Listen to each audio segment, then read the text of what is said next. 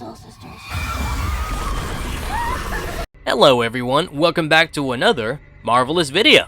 This one is for all the horror fanatics out there. Today we are going to take a look at VHS 99, a horror anthology, and the 6th installment of the VHS franchise. And we are going to break down every single creature and demon that made us lose our sleep. So get ready, because this is going to be one hell of a ride through some seriously twisted found footage. Let us get right into it then. But before we go into our explanation, we have a very small request. If you like our content, please support us by subscribing to our channel. This is a small click for you, but for us, it means a lot. Thank you. Let's begin. Zombified Buddha Bitch Cat. The first installment of this anthology is titled Shredding, and it follows this punk band, RACK, who regularly film what they do for a web show they host. So these members end up breaking into an abandoned underground venue where, like, people died in a fire years ago, including the members of another band, Bitch Cat. The group decides to perform on the burnt stage and everyone is pumped. Real classy, right? Well, one of them is concerned. Anchor, who grew up listening to stories of spirits, talks about boots from Hindu stories of restless people who have unfinished business. Anchor is concerned about disturbing the spirits of those who died there. However, the others do not care about this. They come across a memorial for the band and end up messing with it. Quite, literally. Suddenly they all get possessed. But it turns out to be a prank on Anchor, who ends up storming off after hoping they get killed. The rest of them still continue to mess around by inflating sex dolls and stomping on them to recreate the stampede that ultimately killed Bitch Cat. The star of this show is our undead band. A zombified version of the band suddenly turns up and they start taking out our members one by one. And they end up seizing the camera recording all this stuff. These zombified spirits end up filming themselves as they decapitate and dismember the band. The tape glitches out soon, and now we see Rack again, but now they have been very cruelly reconnected and reanimated. They seem to be possessed by Bitch Cat and are performing an old song of theirs on stage. The Goals, Lily and Guillotine. The second one, titled Suicide Bid, is way better than the first. Okay, we have this absolutely insane hazing ritual for a sorority, Beta Sigma Eta. This freshman, Lily, decides to perform a suicide bid to get in and goes to a nearby graveyard and gets buried alive in a coffin for one night as part of her sorority initiation. Like, who thought this was a good idea? But here is where it gets wild. This is not just any random hazing gone wrong.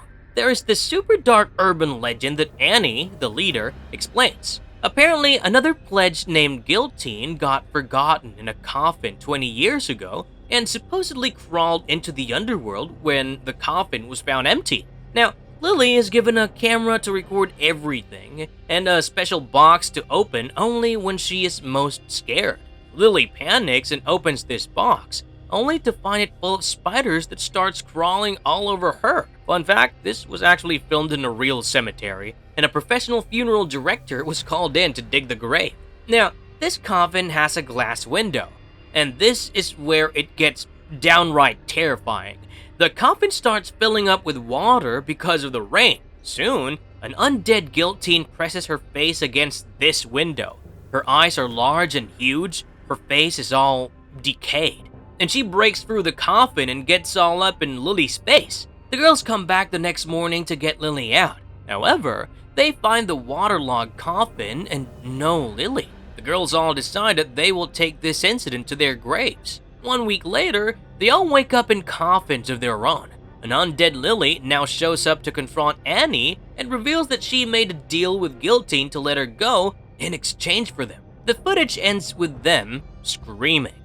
Monster from Ozzy's Dungeon. The next one is Ozzy's Dungeon, and this is the name of one of those kid game shows. Only this one has a very violent and twisted edge. So, this film starts off as this kind of dark take on Legends of the Hidden Temple, or, Double Dare. Kids compete in these physical challenges to meet this mysterious creature called Ozzy, who can supposedly grant wishes. But things go horrifically wrong when our contestant Donna gets her leg absolutely destroyed during a challenge, and the host just keeps the show going. Like, who does that? The show eventually gets cancelled, but wait, it gets worse. So, Donna's mom, who is one of those crazy stage moms, kidnaps the host and forces him through these twisted, torture porn versions of his own game show challenges. Here is where things get really crazy.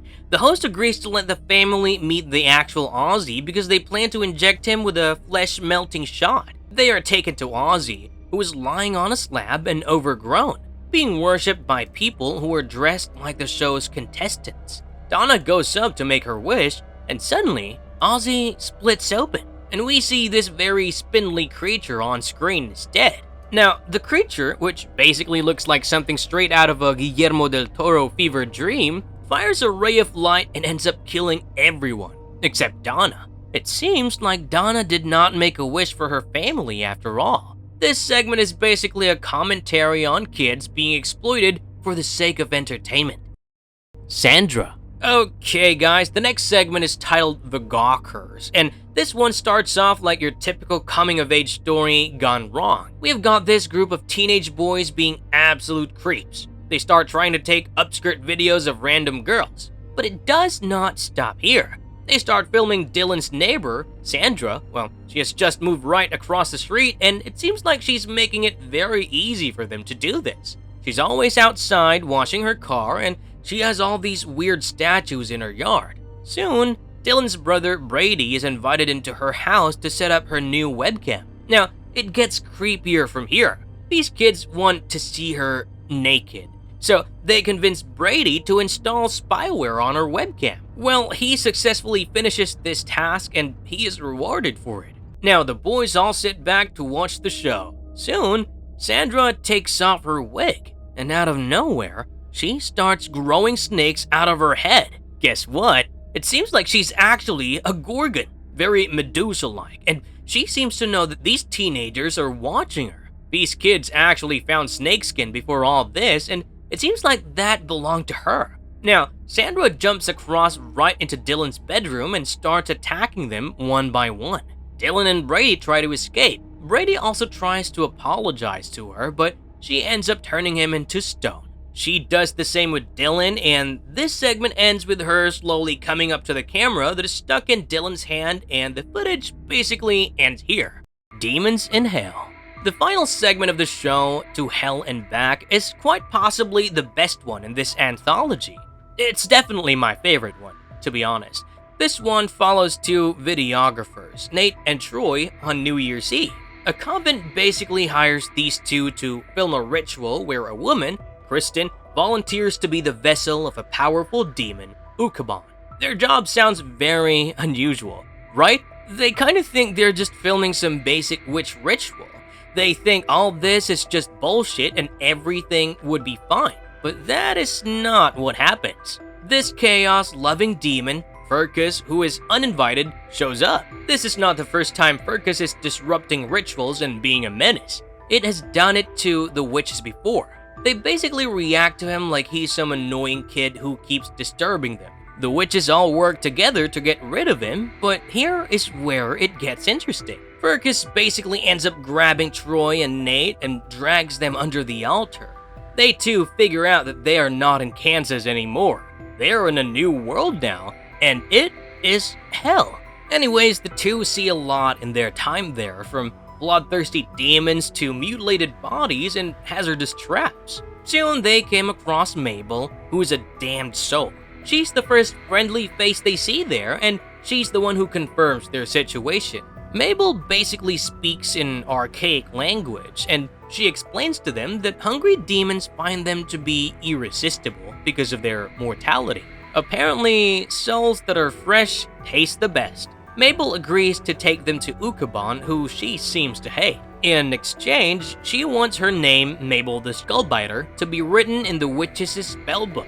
So these two have basically decided that since they came to hell with a demon, they would leave with one as well. They go on a long and dangerous journey to find Ukaban. They find a lot more demons along the way and eventually end up at a cave where they find him surrounded by demons wearing masks. It's basically a cult surrounding Ukabon as it prepares to enter Kristen's body. These masked demons try to attack the three, but they end up killing them. Midnight soon approaches and Troy and Nate want Mabel to go with them to the Earth. But our favorite demon is soon stabbed by Ukabon, and before she dies, she reminds the duo to write her name in the book. The two successfully make it to Earth with the demon. However, Nate ends up possessing Kristen's body, and the witches are furious about this ritual going wrong. They end up killing both Kristen and Nate, and when Troy tries to escape, he's also attacked with a scythe. Before he dies, he uses his blood and writes Mabel's name on the book. So basically, this guy's like, let me at least help out my hell tour guide before I die. Now, we have come to the end of this anthology by now. Let me tell you how it concludes. The tape basically goes back to the previous segment.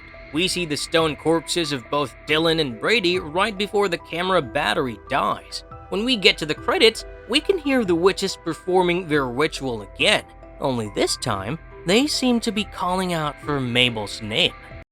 Marvelous verdict. Okay guys, with that, we have come to the end of yet another marvelous video.